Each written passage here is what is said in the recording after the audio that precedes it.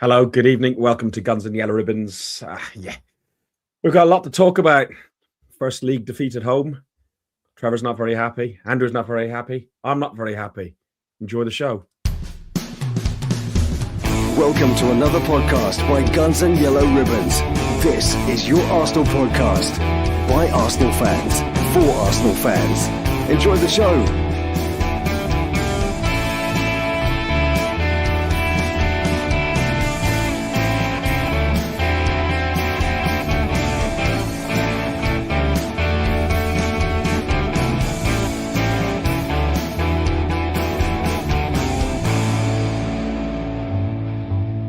Yes, Trevor, you are doing the comments, not me. I'll leave them alone, okay? Sorry, Danny, I didn't mean to take your comment down straight away as Trevor put it up. Oh, are you in a good mood or a bad mood? We saw your Twitter stuff. How are you, Trevor? I'm all right. We love you, Arsenal. We do today, don't we? We love our football club. So last night was fuming. Today I'm fed up, but we love the Arsenal, don't we? And we're going to talk about it, aren't we, at length, I reckon. And people, remember, right, this podcast, we say it how it is, but we never go in too heavy on our players or our staff or whoever. But some things need to be talked about out in the open. And I think last night was one of them nights where we're just not happy and we're going to have to discuss it at length. So get in the comments. If you think we're wrong, get in the comments. If you think we're right, get in the comments. If you think we need to shut up, get in the comments because we need to do some talking. And don't just tell me to shut up just because you want me to shut up, okay? Because I know that's what Trevor would do if he was in the comments. Shut up. Shut up, Fred. And Andrew, you're sounding like Theo now. Andrew, I think I lost about 15 stone in the pub yesterday. It was like a sauna, wasn't it? Oh, mate, that was hot, wasn't it? It was absolutely rammed in there, and it was really hot. It was, it wasn't comfortable. You could tell there's a bit of a sense of nervousness around the place as well. It wasn't as we wrote, was it? Yeah, I honestly, I wasn't nervous beforehand, but we'll get into that. Listen, I'll tell you what we should do first of all. Trevor put a video up he's doing these realistic, not over positive, but positive. Careful. View. Let me say it. Views on before and after the games, not out there sensationalized like some channels and some people that do it. He's not out for necessarily clicks, but just to put out a proper fans view. And literally after the game's finished, Trevor's recorded this video, and I think it's one of your better ones, but it's your strongest one to date, Trev. For me to hide now, but I'm not going to. The United fans are delirious, and rightfully so. I might get some pelters here, but that was an awful performance from the Arsenal today. You know, we go 1-0 up, we're playing all right, and then we give the ball away again to give them a goal. Then we come out after half time. I don't know what's happening. We just stop playing, and they score because we're not playing. Then we pick it up and equalise, and then give the ball away again. Credit to Man United, they had 3 chances, they took them all. We never made their goalkeeper make a save. Terrible day, terrible performance. We ain't going to win the league with games like this. We need to pick it up on Wednesday and then go again at Leeds next week. Long hard look at themselves. Hopefully Arteta is giving them a right bollocking in there, a real bollocking. Sorry, I'll try and be positive, but it's difficult today. We need to go again on Wednesday, then show up at Leeds, because we've been terrible today. Cheers, Gunnar Ilsey, up the Gunners. There was one mistake there. What was the that? Goalkeeper did actually make a save, in fairness, didn't he, in the first? I wasn't going to pull you up on that, Trev, to be fair. I was just, we'll let that one go. Definitely not yesterday, because he would have ripped your head off and spat down your throat. No. Exactly. Listen, I wasn't saying a word yesterday. we will go through everything that was said on there, and go through the game on there. There's not only the team deserve calling out in certain areas, manager maybe, as you said, in certain areas, but I think some sections of the fans that were in the stadium as well will touch on as well, because it's just ridiculous. Some of the reaction on social media, but also off the fans in the stadium. So we started on that one. Yeah, I know. Well, I knew that would get you going. So Before we went into this game, we had breaking news that ahead of the Man United game, we had a first fully fit squad for the first time this season. On Friday, we discussed that, and we were all extremely hopeful. We talked about lineups and who we'd want in the lineup. I maintained that I wanted Gyökeres to be rested after Jesus' performance in Milan, and I wanted Jesus to start. Jesus did start. There was 4 changes in the lineup. We had Raya, Timber, Saliba, Gabriel, Hincapié was back, Rice, Zubamendi, Odegaard, Saka, Trossard, and Jesus. When I saw the lineup, Andrew, I was happy. That was like great. And I was glad that Gyökeres was on the bench, but I thought like Jesus could mess things up and rough them up a little bit. And, the pace, getting behind Maguire. Because I thought Maguire and Gyökeres would have had a really tough battle the whole game. How did you feel about it? I was happy with that squad. I was happy with that. That starting 11, I thought was going to be, was going to be okay. I would have a fully fit squad. I would have expected to see Calafiori back. But obviously, there's we know that we've got some of the things coming. He's getting him ready. But I'd have liked to have seen him there, but he wasn't. I do agree. I was 50-50 with Jesus or Gyökeres. I think with the way that Jesus has played and come on, I think he deserved his opportunity. But overall, I mean, I looked at that 11 and then looked at the bench and thought, absolutely no way are we losing this. Trevor, how did you feel about the lineup on there? I can see Simon's comment. We'll come back to that. How did you feel? You were confident going into it, weren't you? I was confident that we were good enough to beat Manchester United, but I've said it a couple of times on this podcast now, and I'll say it again now. I'm not shy of saying it, right? Jesus and Havertz are not the answer to us not scoring goals, okay? I saw that team last night, and he took Gyökeres out and put Jesus in.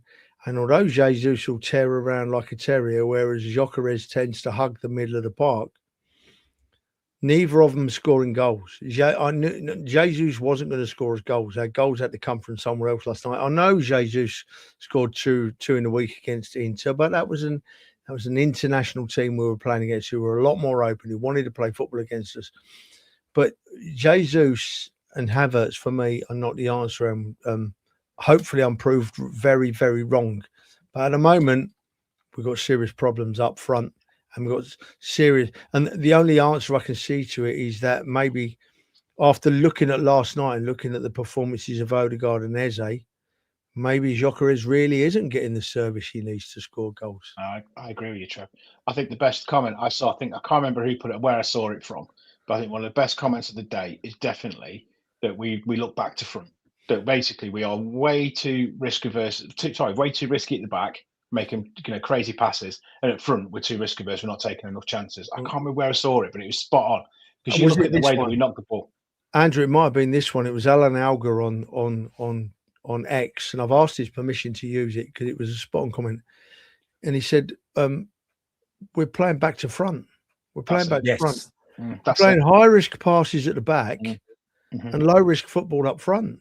When it should be the other way around, Andrew. And he's absolutely nailed it. I think it's absolutely spot on, Trev. Absolutely nailed it. And I can't work out why we're going to drift around tonight, Ferg. I'm sorry, but we're going to pick up on something and we're going to go into it. But I think the notes have gone well and truly out the window tonight. I can't see. We go 1-0 up, right? So we're winning 1-0. And forgive me for not having like a multi-million-pound football brain, but I can't make out why we're playing the high-risk passes at the back when we're 1-0 up, right? But Trevor, before you go into that, leading up to that, we were dominant. Man United had not got out of their own half. Like the first half, I know that you're about to talk about the high-risk pass, but like the own goal, which I thought Timber actually got a foot to, it's only when I saw the replay. It's not Timber's goal. It is Marseille's own goal. But leading up to that, we were dominant, Trevor. And I thought, this is easy, didn't you? Fergus, we were absolutely dominant. We looked absolutely superb. And I've got no risk with playing the high-risk passes at the back then. If we're going to play the high-risk passes at the front as well, when we move it forward. Because when we play those high-risk passes at the back and we knock it straight out of the park to Declan, who knocks it wide to one of our fullbacks, right? And they start to move up the field. What was happening last night? They were going 5 yards up the field and then passing it sideways or back again. Yeah. Right. And when it's up, even for someone of my limited intelligence at football, of football tactics, you don't break teams down like that. And we slow it right down, and then we're playing against 10 men behind the ball every single time. Every single time we're playing against 10 men behind the ball, and you're not going to score many goals, if any. I know you said you didn't get a chance to watch it back, but I have seen Match of the Day, and I saw the analysis, which is always the bit I like to see, because they show the cock-ups from various teams and the good things from various teams. And Rooney, whether he writes it or not, but Rooney analyzes that passing out in front of Raya and what led to the first goal. And for me, Zubimendi, he wasn't given very many options, because a ball comes across, I think it's from Saliba to him. It goes to Rice. Rice passes it back with the option of then maybe Zubimendi running up the wing, but he decides not to run up the wing. Odegaard could have ran towards him, but Odegaard, who had a really poor game, we'll get into him, doesn't come and give a pass. And Rice has taken the run into the space so that there can be an overlap and go forward. But rather than going forward, it's sideways, backwards. We've had this for weeks, Trev. Yeah, look, right. Let's just remember we're top of the league by 4 points. We have a chance to turn this poor form round, right? We know that as a podcast. We discussed it before we came on here, right? We are good enough to turn it round. We've got opportunity to turn it around. We're still 4 points in front. But we have to talk about last night like we rightly are now, because it was that bad. It was that bad. Ferg, you've just mentioned the two names. And for me, at the moment, the Odegaard-Eze thing is the massive problem. The massive problem. We haven't got a functioning number 10. Odegaard's gone off completely for some reason. Hopefully he'll get over it, because we know how good he is. And Eze scored 3 goals at Tottenham, but let's be honest with ourselves, he hasn't done a lot since. He came on last night in the 58th minute, and I'm thinking, come on, Eze. Come on, Eze. Impress us now. Really get stuck in. And he basically watched the game go around him, Ferg. But he doesn't like it, though, when they press him. That's what I've noticed. When he got the ball last night, there was 2 or 3 on him straight away. He can't cope. Can't cope with it. And he just looks under pressure all the time. But, going back to the Zubimendi one, I have no idea. We were always taught to take the ball on your back foot and push it forward. Why didn't he sort of just push it up the wing and just get us out of trouble and get us up the pitch quicker? Because the thing, when we're playing those high-risk passes at the back, the idea is you invite the opposition towards you. So you basically get them to play high so you can go over. But they're just sitting there going, go on then, do what you want. He's just sitting there, we're just going to stay here and let you do it. Because they know that it's the minute they come, we're going to break and we're going to go. And we've got to try something different. And I think last night it was just the same thing over and over and over and over again. And even when the 4 subs come on, it was just like, oh, brilliant! Now we've got some pace again. We've got something coming in. It was just like, what's changed? The four subs in the second half, so we're at 1-1 at this stage. You've mentioned Odegaard, and you can recall me saying a couple of weeks ago, even when we lost at Villa, I thought Odegaard. Martin Keown gave him man of the match before we conceded that very late goal. But I thought Odegaard was scintillating, and I was waxing lyrical to you guys and on here of how good he was. He was like the electricity that ran through the team. But he looks like he's gone back to has he just had another baby and been ill or something like that? Because he was just not. He was a shadow of himself. And I'm not one for, like, as you said at the opening, Trevor, I'm not one for calling out players or trying to slag off players, but he just wasn't good enough to be a captain or even just a player on the pitch yesterday. Yeah.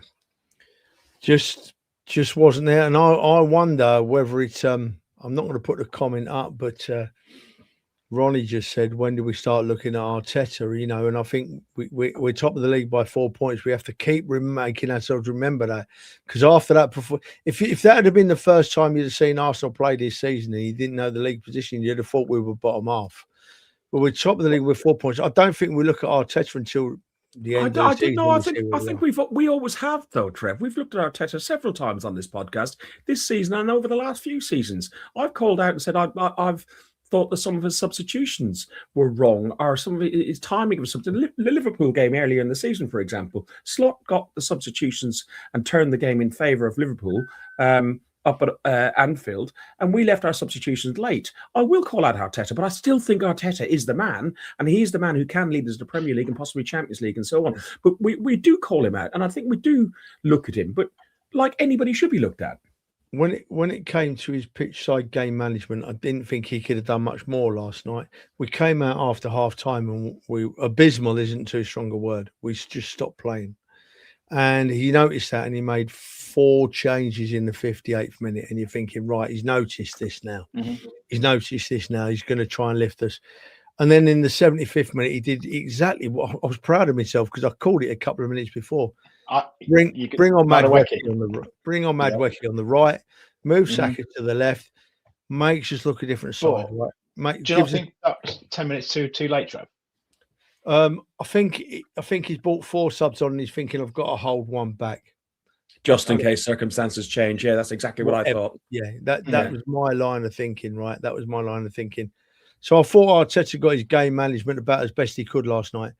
I'm thinking, are these players being coached into doing certain things? Are they being coached into no-risk football? Because I'm struggling to find a reasoning why we had at any one time we had 11 international players on the field last night. 11 internationals, high class, high quality, play for their country, well-respected professional football players, and they couldn't move the ball forward. Couldn't get the ball forward. So I'm thinking, it can't be the players. We know they're all good players. We've seen them all, every one of them play really well. So I'm thinking about things what might be going on beyond that are stopping them playing. Maybe I'm going off on a tangent and I'm all wrong. I don't know. And I'm not going in any heavier than that, but it does make you think. It does make you think. Look at United's 2 goals though. What did they do that we didn't or haven't done? Is shoot from outside the box. Yeah, absolutely. And it's like we do it. We've said it time and time again. It's like they were so quick at getting from just past the halfway line into that area that was hurting us because we backed off, and then all of a sudden they've shot where over the last few weeks we'd have gone out to the wingers and tried to bring them across the ball. Just someone put the foot through it. I mean, we know we've got the people that can hit it. Yeah. Trev, there's some brilliant comments in there, and if you do see ones that you want to talk about, star them, and we'll go back to them. But there was one that Barry just said a minute ago about all for subbing early, but 4 subs at the same time is too much. Well, when you think who he took off, Zubimendi, whose head was fried from giving the ball away for some reason. Odegaard, we've already talked about. I don't think he was having a good game. Madueke to rotate for Trossard rather than Martinelli, and Gyökeres for Jesus as rotation. So 2 of those are rotation, and 2 of them are because they haven't had a good game. So I think he had no other choice. And Lyle also made a comment a little bit further up than that about inverted wingers. The inverted wingers. And I think it was really good that when we did bring Madueke on, that we put Saka out on the left wing. And I was hoping at that point then we could see the true service that Gyökeres could receive with having a left footer where a left footer should be and a right footer where a right footer should be, and then Saka could put the balls in as could Madueke. It's just. But me and Thea would talk about it on the train though. Was Zubimendi that bad you'd have taken him off? I thought his head was fried after he made the cock up. I think it shouldn't do. And we talked about the fans as well. I mentioned that earlier. When Zubimendi made that mistake, the amount of fans going, "Fucking Zubimendi, hey shit, he's not put a foot wrong all season. He's not put a foot wrong all season. He's been probably one of the buys of the season of all teams, and you get idiots like that." These are people that I'm not. I'm going to get my eye now. I'm not going to go because around me the whole game around like near us. There's a load of people that we see a week in week out. And it's like when we went 2-2, I'm looking over and I'm like, oh come on, let's we can do this, we can get this done. You're looking for the camera again, were you? Mate, that was the only good thing on Match of the Day last night was getting my ugly mug on it again. But if it's people next to it taking selfies, I'm like, come on, what's going on? And then there's people coming to us absolutely screaming blue murder and stuff. And don't get me started on the booing. I know we'll probably cover that later, but I mean that's just outrageous. You see, Oh God, there's so much. There's so many things. Or we could be on it till like 9 o'clock tonight. This rate. We could be on it. So, Trev, answer me this: when we conceded that goal from our own cock up, and we came into the second half, Man United came out in the second half and were much, much better. Do you think psychologically? I said Supermendy. I think he fried his head a little bit, but. Do you think psychologically we're not at the races? This is 3 games in a row that we've had really, and you mentioned 4 if you look at Bournemouth, but 3 games in a row where we have had really poor second halves. Liverpool, Forest, and now Man United. Yeah, I don't know what happened at half time, but I've been catching pelters all day, and last night I got some serious abuse, but. Let's just. You did off me. I'm walking up and down that train when you weren't even on it. let me just put this out there. We beat Man United were good second half. Scored 2 fine goals. Then we gave them the ball to score those fine goals. We beat ourselves last night, right? That sounds like sour grapes, right? But it's not. It's not sour grapes. We're too good a side. Listen, I'm just going to drift for a second. Guys, I'm trying to keep up with the comments. You are going absolutely loopy with the comments. There's so much stuff in it. It's brilliant. No way I can keep up with them all. Maybe after this show we can pick a few out and talk about them on Friday or whatever. But you obviously you're very passionate about last night. I'll keep an eye on some. I've starred one so far, and there's a couple of others I'll star if I see some really good ones that we can talk about towards the end, Trev. Yeah, okay. Yeah, so I'll say that about Man United. I'm not shy of that. Man United played as they should. They came to pack the midfield and they came to keep us tight, and then they got a sniff of a win, and they took it. 2 fine goals, but if we play, they don't win. After half time reminded me of last night, and this it's taking it to an extreme, right? But it honestly reminded me of the Europa League Cup final in Baku, where we played Chelsea and we went in at half time 0-0, and I'm thinking, yeah, okay, this is all right. Then after half time, different team just didn't play. Didn't play for the first 20 minutes of the first half when we were absolutely superb, and compare it to the first 20 minutes of the second half. You couldn't get any more polar extremes. You couldn't get any different. They're just 2 totally different. It's like 2 different football teams come out representing the Arsenal. Does it come down to the fact we've got a lot of they're feeling a lot of pressure, not only from after they're putting pressure on themselves. They know there's an expectation that they've to win this league, and there's an expectation from the fans. I mean, some of us are realistic, some of them is God think it's their God-given right to turn up at the Emirates Stadium and see the Arsenal win.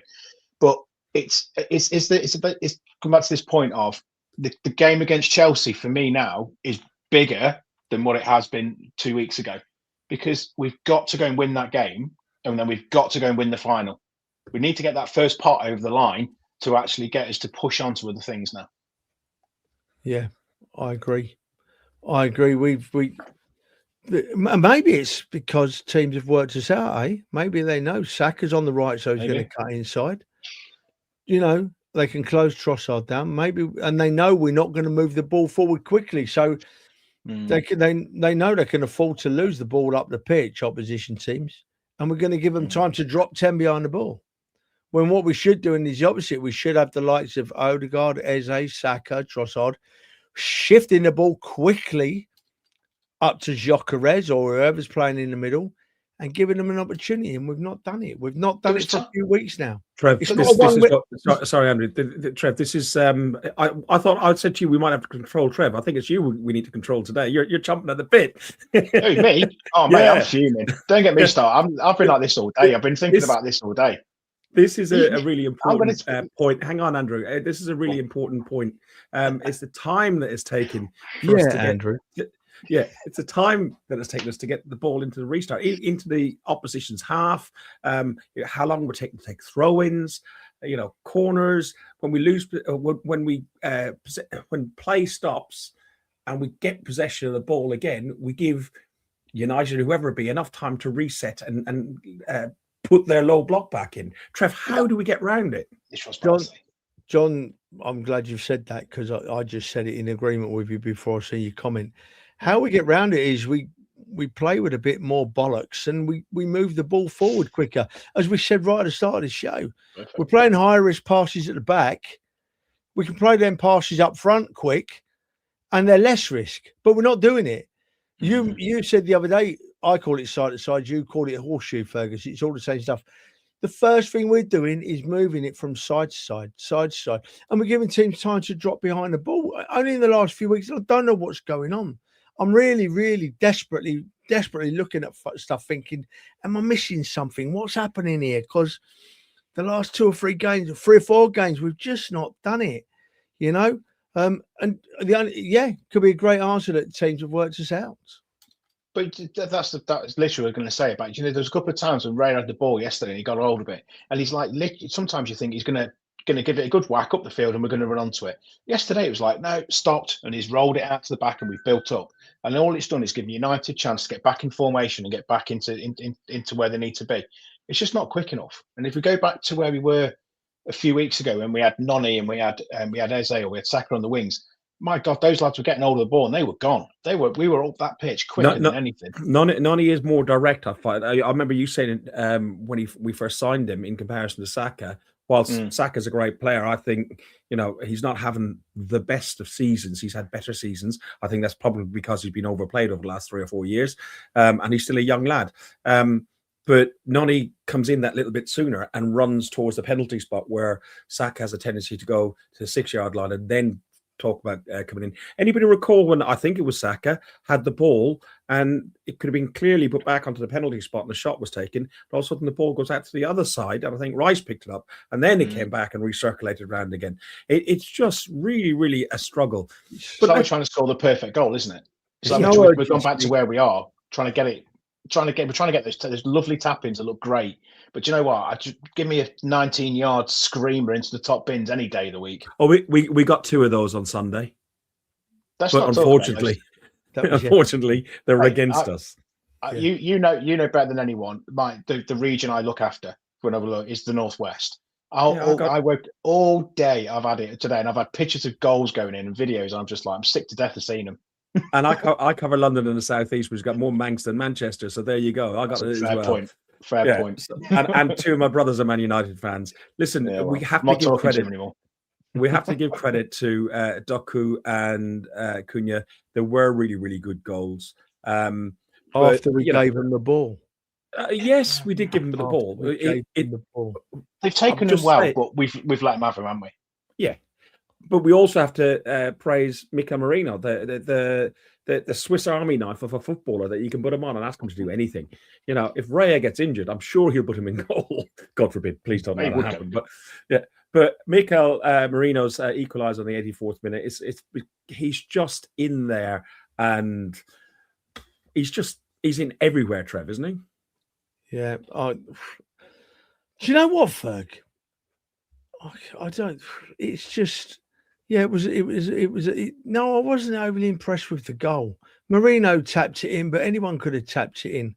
We should have been scoring goals earlier in the game by being more adventurous. We shouldn't have needed a 6-inch tap in to bring us level at that stage of the game. I'm not singing any plaudits about that goal. We should have had the game sewn up before then. We shouldn't have been giving the ball away. We should have been moving it quicker. We should have been running with the ball at our feet instead of looking sideways. You know, so many things we see, right? Ronnie, our good friend Ronnie, has made a couple of great points tonight. Firstly, and he's bang on, he said earlier, we saw Nwaneri, didn't he rub the salt in the wounds? Eh? Oh, mate, I've got about loads of comments in here. Go on, we've gone to Nwaneri then, go on. He goes to Marseille and does exactly what we wanted someone to do last night. Runs with the ball at his feet and scores a brilliant goal, yeah? And Ronnie's also right here, right? We bought attacking players this summer so we could rotate more, but they aren't playing. Not only are the players we bought not performing, the players that we bought them to bring up are not performing either. Only this last few games, though.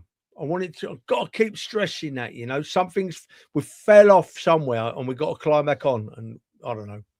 But the difference with Nwaneri and his goal, they had space and space to move. and we touched on a lot of this that we were talking about, and everyone's talking about it in the chat. We were talking about before we came on air, Trevor, and I said, look, let's compare the United game, which we dominated the first 30 minutes of, and yes, you're right, we gifted them everything. But then you look at the Milan game, when somebody wants to play a game of football against us, and United didn't for the first 30 minutes because they just and they kept on falling over. The keeper was taking forever to kick the balls out. They were delay tactics, rolling around, cramp, the whole 9 yards.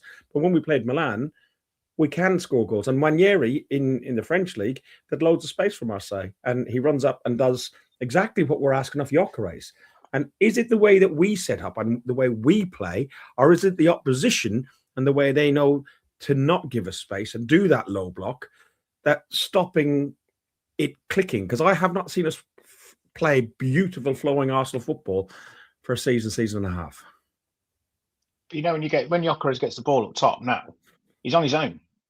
You know, so you look at the last few times he's gone toe to toe with someone on a cross. The ball's come down, he's brought it down, and he's basically battling somebody, and he's got nobody around him at all. Where's the firepower coming up beside him to help him, or to so he can play it out and get in the box? There's a comment on here. We're not feeding him enough stuff for him to score. He's never going to score if we don't actually put him into a position. And that stat we saw the other week about him getting into the box 88 times and only receiving the ball less than 10. That to me just sums it up perfectly. And that is Trevor, why I think we should change. And that's why I'm going to say it. For me, Noni Madueke starts over Saka because I think he gives Gyökeres more opportunity to put the ball in the back of the net. Trev, do we change to 4-4-2? Go direct, lump the ball over? Look, well, it ain't going to be any worse than it's been the last few weeks, is it? By the way, I wouldn't drop Saka. I'd move Saka to the left and play Madueke on the right. So he comes in and then sort of cuts it back. Yeah.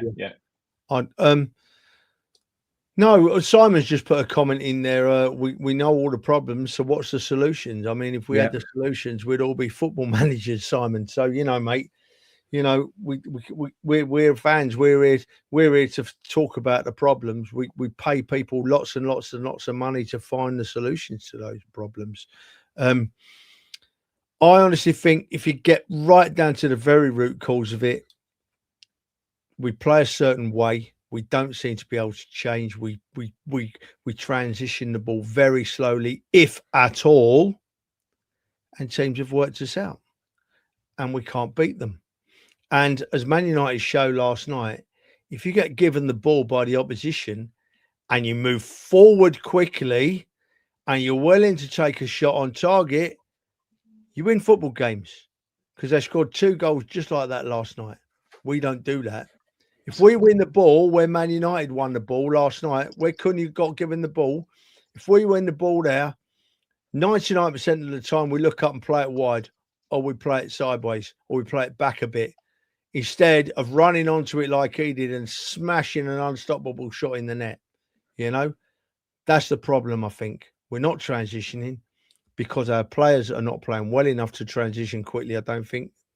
And teams will work this out. Where's the plan B? Oh, my God, I say that about Wenger. Trevor, this stat came up yesterday. Saka, no goals in 13 appearances in all competitions. Gyökeres, no non-penalty goals in 11 Premier League appearances. Martinelli, no goals in 13 Premier League appearances. Madueke, no goals in 25 league appearances. So that's with us and probably with Chelsea as well. Trossard, who we sing the praises of and say how brilliant he is, he's only had 1 goal in his last 11 appearances in all competitions. We've seriously got a problem with just scoring non-set piece goals. I've just found a stat. All right? Shots on target per 90 minutes. Our biggest one is Bukayo Saka at 1.2 shots per 90 minutes. Next, Eberechi Eze at 1. After that, it's Gabriel Martinelli with 0.8. There's your issue for me. I'll tell you what would be an issue if Gabriel gets injured again, because where are the goals coming from? Exactly. It's but I'm going to keep saying it. We're 4 points clear, top of the league. And we're probably going to go out this weekend and we're going to smash it. And I'll be at Leeds this weekend, shouting and screaming my head off as I did all last night. You know, people were down. But it's what we do as supporters, isn't it? But Yeah, it is. But I just got a little bit frustrated last night when Zubimendi gives the ball away and they score. And the first thing I see a couple of players doing, and possibly Arteta, I'm not sure, is turning around to the crowd and giving it that. Don't turn around to the crowd at that stage of the game when we've just made an absolute hash of things. Turn around when we've got a corner or we've got a free kick or we've just put in a cracking tackle. But at that moment in time, when we've just seen a goal go in, the crowd are feeling exactly like the players. Bloody down. You know, don't be trying to lift us in that situation. Give it a minute, then play a bit of football and lift us again. Because it's fans, players, atmosphere, fans, players, atmosphere. It works both ways, you know. When we talk about atmosphere, then, so let's do this. I've got a couple of comments start, which is booing is disgraceful. Fair weather fans here, but my earlier point is the bad energy is starting to creep into the Emirates, which masks the nervousness. There is a bad energy. There was a bad energy at points in the stadium. Andrew, you even had an issue, didn't you? Oh, 100%. Yeah, I mean, so when the game finished, you know, sort of like, you know, I'm the same as everybody, and you know, it comes to the point, you know, if we're hurting and we're sore, imagine what they're feeling like, because they're going to feel it the same as us. And we've got to remember, they have not gone out to give a bad performance or done anything else. They will know that was not good enough. That's one of the biggest things. But when I turn around and there is some bloke absolutely booing his head off, nah, sorry, I'm not having it. It's the Trev said, we're 4 points clear at the top of the league. We're in the fourth round of the FA Cup. We're in the Carabao Cup semi-final. We're top of the Champions League. Those players have not turned into like bad players overnight. We are going through a rough patch, and now is the time we need to get together and support the team to pull them through it. Because as much as they're doing this, they want that. They want to feel that from us, and we are the energy that can bring it. We're the 12th man that can go and bring them and get them ready. But booing at the full-time whistle, I'm not having it. It's not. You do not boo your own team. And just to cap off on that before we look ahead to Kairat and Leeds. Kairat. No, Kairat. God, don't confuse me. You don't need to do that.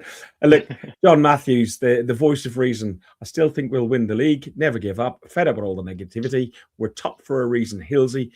See, this is where he loses me. Hilsey, you're talking too much sense. He was fine up until that point. It's a great comment until that point.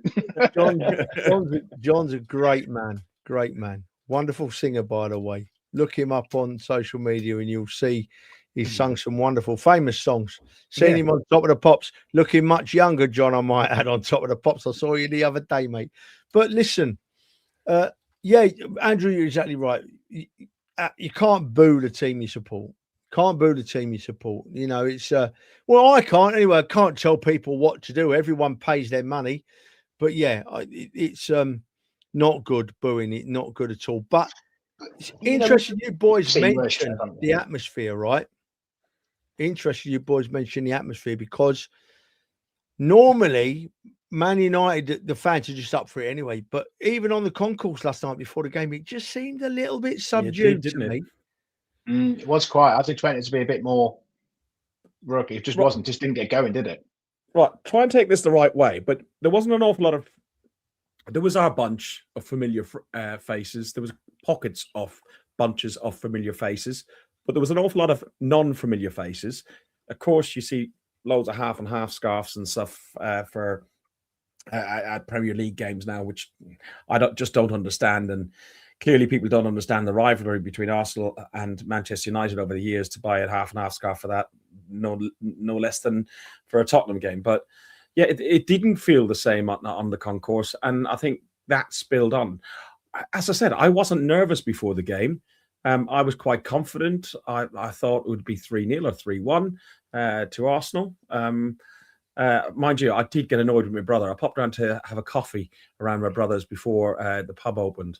And as I left to go around to the pub, which is only a couple of steps away from there, he got on his phone and he started playing a football song, which is not common for him to play football songs in his house. And it was that Glory, Glory, Man, You Shited. And I just said, well, you can stick that right up your arse, as I closed the door and walked off to the pub. The fact is, though, we are on 50 points.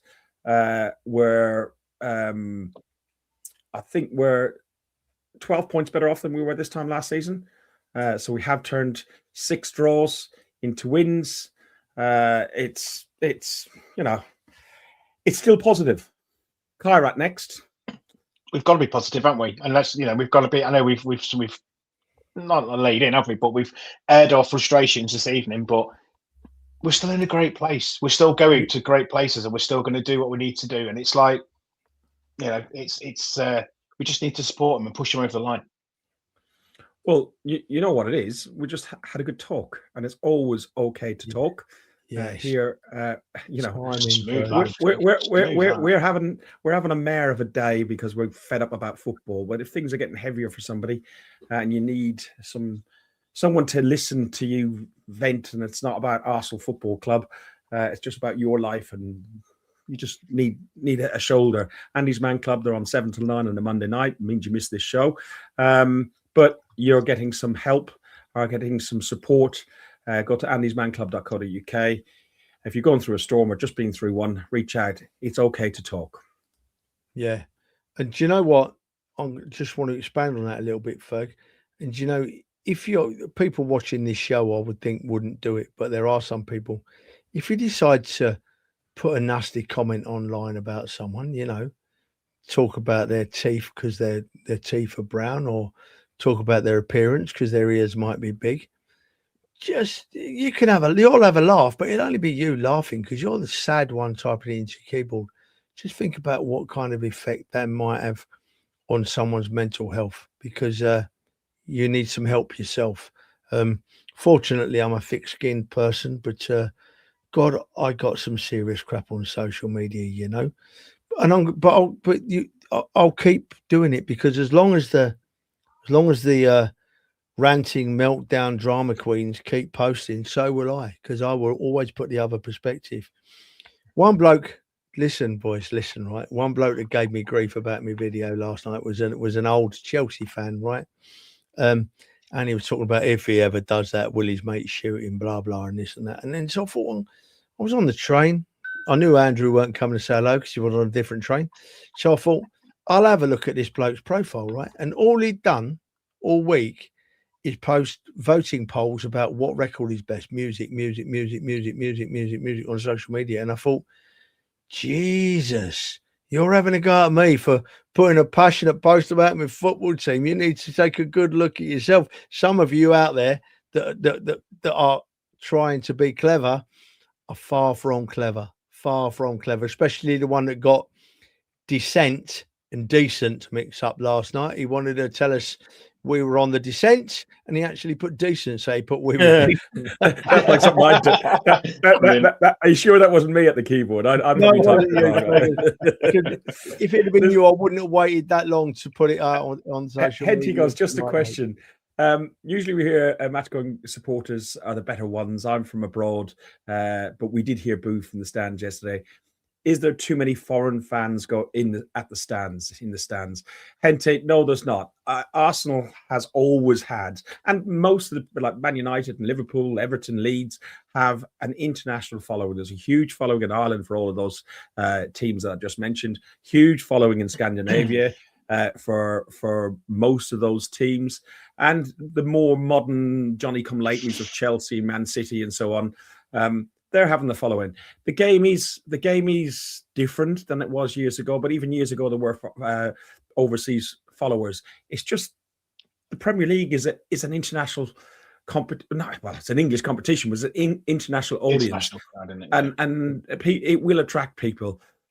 The difference is, I think, sometimes if you're going every week and you know the noise and the sound that somebody's going to make when a chant is going to start, we can all follow it, like what we do around Block 5, and it goes and then it carries around at momentum. Like you can just go, da, da, da, da, da, da, da, da, and everybody knows we're going to get into Freddie Lundberg song as an example. Except for me, I'll probably get it wrong. But Good thing you're going to get it wrong for a minute, then. To be fair, yeah. But some of the overseas fans aren't as familiar with that, so they won't get it. And then there's some of them who haven't been to a game for ages, so they just stand there the whole time watching it all through their phones and recording everything. I understand they're trying to capture a moment, but live the moment, don't capture the moment. There's enough of it on social media. Just all I would say to international fans is, if you're coming, love it, enjoy it, sing up and get involved. I was waiting for you to breathe then. I thought you might have passed out through lack of oxygen. Hello, John. Welcome, by the way, in Iceland. I love Iceland. Went to Reykjavik the New Year before last. Had a wonderful time there. Desperate to go back, John. Is it worth me visiting in the summer, though, or should I come in the winter again? Right, listen, right. I was quite surprised when I got in the ground yesterday, because all the seats around me, we all know each other. We're all season ticket holders. And there was a good few missing. There was quite a few missing. And there was all tourists in there, but they've got as much right to go to a game. You know, I mean, look at our friend. I'm not going to name him, right? We got a German friend of part of our group. Wonderful, wonderful lad. He left Germany yesterday morning, got into London at about, I don't know, midday, had a skinful of beer, went to the game. As soon as the game was over, went back to Stansted Airport for a 10:30 flight back to Germany. His flight was delayed by an hour because of the massive snows in Germany. And then when he landed back in his home airport in Germany, he had to drive in his car through about 6 inches of snow to get him home. And he doesn't just do that like once every few months. Every game. Yeah, every game. Nearly every game. Home and away. Game. Do you know what though? What scared me though is it took him shorter to fly from Nuremberg to get to London than it did to me to get from Newark to London. He took off from Nuremberg at 9:20 and he was at Arsenal tube station at 12:20, and that's UK time. It was 3 hours from taking off at Nuremberg to touching down on Gillespie Road. That's impressive. Yeah, mad. It is. He's a good lad. He's a really good lad. Right, Kyrat lads. Go on. Has he paid you? Number one Gooner 84. Has he paid you? Well, no, because you wouldn't let. It's Gary. Has he paid you? Bang on Fergus. That's a first on this show. I might screenshot that and print it. Maybe he meant to say stop banging on Fergus in terms of show. Oh, maybe. Yeah. He just didn't type it right. Kyrat next. Major changes. How wholesale changes? Is this the game that you bring on? Is it Norgard? Is it Mascara? Is it Kepa? Wanyeri. Oh no, we can't bring down Wanyeri on, can we? Do you know what? Right, if he was fit, the young lad, I would be on this podcast putting a case for playing Darwin. You know, because at the start of the season he was running at people, going around people, getting loads of penalties, breath of fresh air. You know, it's a shame he's injured because he'd be. I don't know, but look, look. Before we move on, right? We are finishing on the hour. Over 300 people in watching, right? No, I'm in. And don't think we're reflecting on a game. If you're watching this podcast for the first time, we are reflecting on a game last night that was particularly bad. We're not normally this down.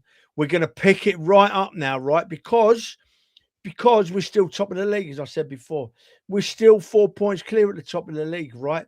And Ronnie put a post on just now, 84 or 85 points could win this league this year because everyone's dropping points. Absolutely it could. Absolutely it could, because there's going to be ups and downs, swings and roundabouts, and we're 4 points clear of at the minute, right? And we're going to go to Leeds on Saturday.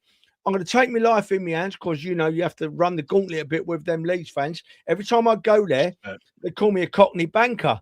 Well, I think they're calling me a Cockney banker. I'm not quite sure. But anyway, and we're going to scream and shout our heads off, and they'll probably play their socks off, right?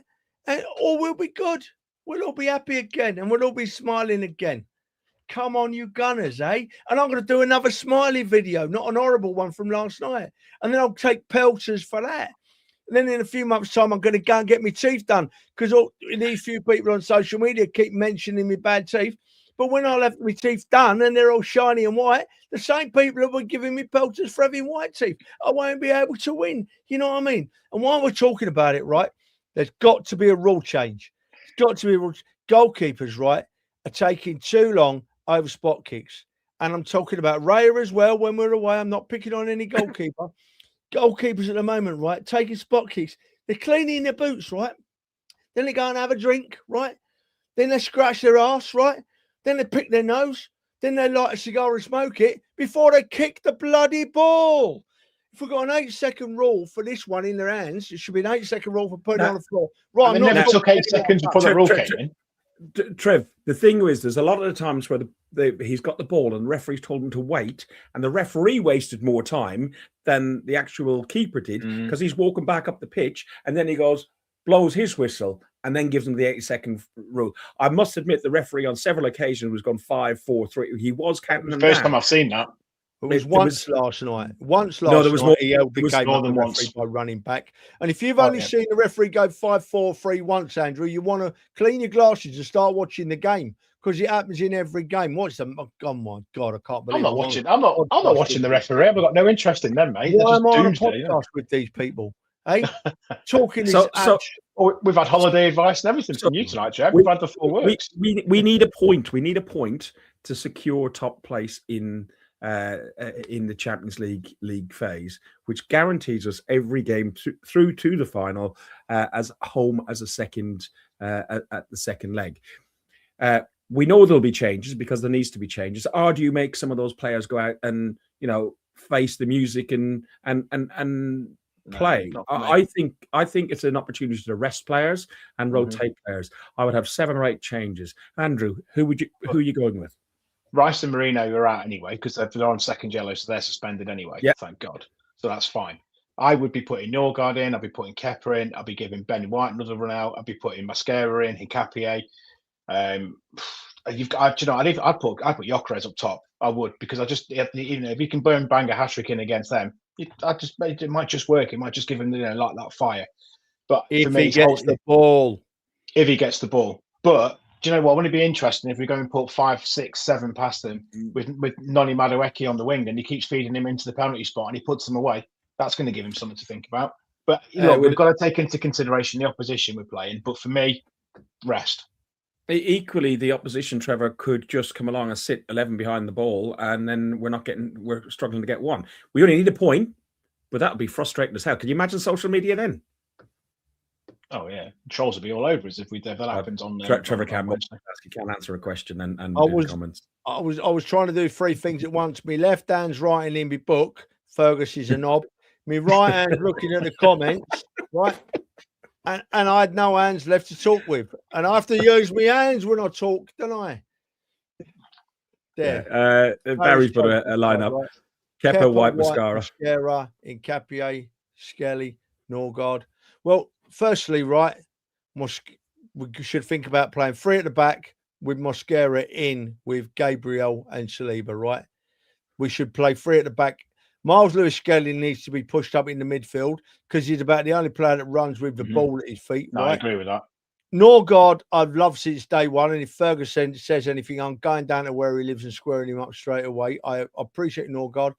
Eze needs to play because he don't play.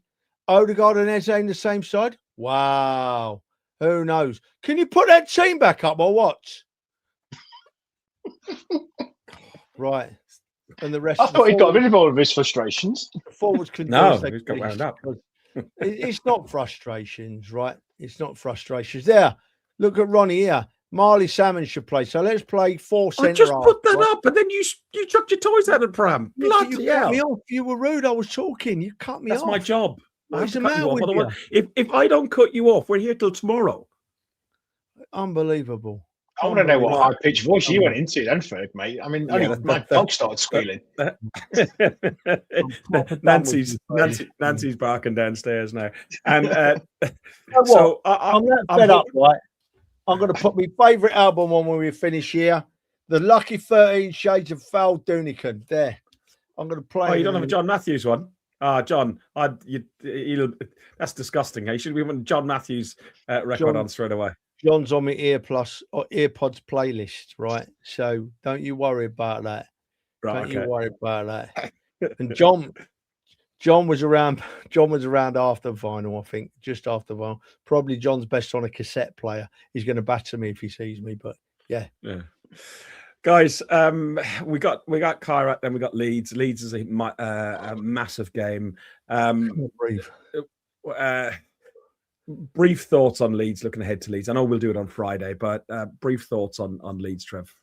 I'm sorry I've ranted, Ferg. Sorry I've ranted, Andrew. Sorry I've ranted people out there. It is unlike me to really rant like that, but I just needed to vent. Not only have I watched Arsenal play bad, I've had to put up with these two on here tonight. Just think get any worse, right? I honestly think we're going to go up to Leeds. Leeds playing at home in front of their raucous fans, possibly the best home fans in the country at Leeds. Leeds will want to play and show that they're going to play well for their fans.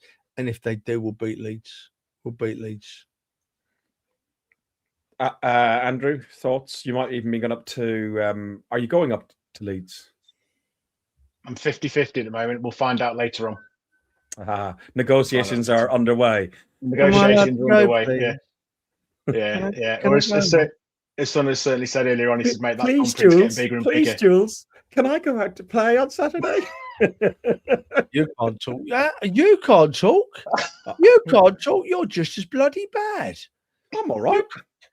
The times you moan at me about your missus not letting you go on the phone. Oh, you lying fucker. You lying fucker.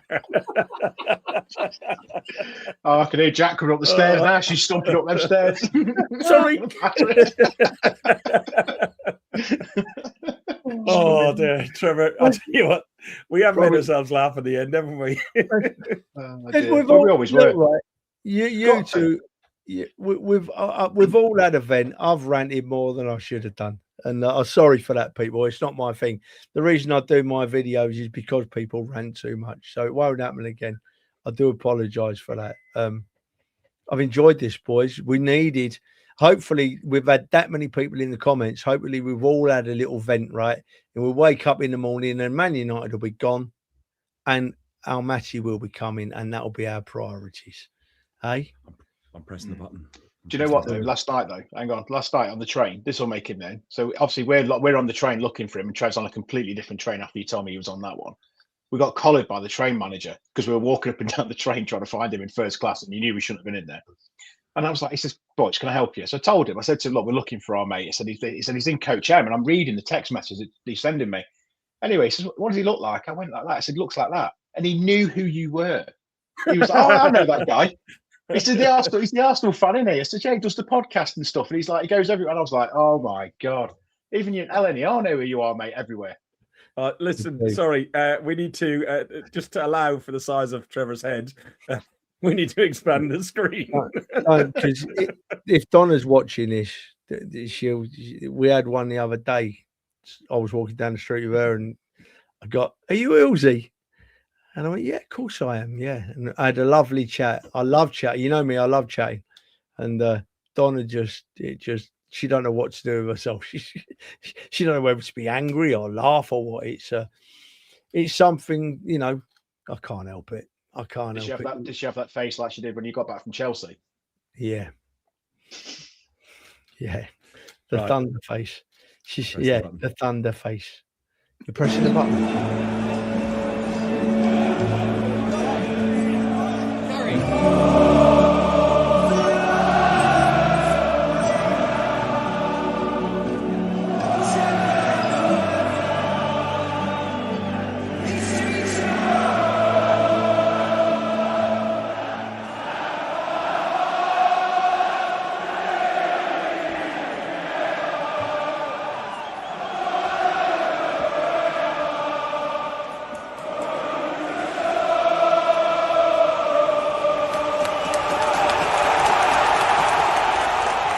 I said to Dan, because he speaks with people at the club with organising the tifos and stuff.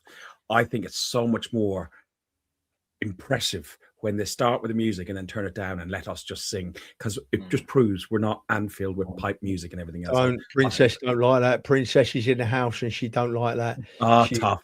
She had the underbelly. She might have gone, Ronnie, how many podcasts could be so enjoyable after a loss? Well, I'm glad you found it enjoyable, Ronnie. I'm glad that I hope everybody else out there found it enjoyable. We're ending with 3 smiles. Look. I like this comment. Playboy status. I've got to polish my head later just in case, but easy. Get him a smoking jacket and everything else, he'd be there, wouldn't he? Right. You see, and it's really key to say this, right? This is how it should be, right? I got tagged in a few social media posts by our ranting friends last night, eyes popping out of their heads and that. And we've had a right moan tonight and we've pulled it to pieces. But at the end of the day, we're proper Arsenal fans, just like 99.9% of you people out there are. And you can't let the 0.01% influence you too much, right? Enjoy it. We're Arsenal fans. We're top of the league. We support a wonderful club. And it's not Arsenal, by the way. It's the Arsenal. And if anybody wants to pick that argument with me, I'll win. The Arsenal. We are the greatest team the world has ever seen. Ferg, surely we are, Andrew, aren't we? Yeah, absolutely, mate. 100%. Right. Will be. You have been watching Guns and Yellow Ribbons, an Arsenal podcast by Arsenal fans for Arsenal fans. I hope you've enjoyed the show. If you do, just pop over to our YouTube channel and subscribe. Trevor, shush. Trevor, he's gone. He's getting Mardy. Trevor asked people to subscribe, and a lot of people did subscribe to Guns and Ribbons Twitter. Thank you very much. But if you can go across to the YouTube channel and subscribe, it would really help us out.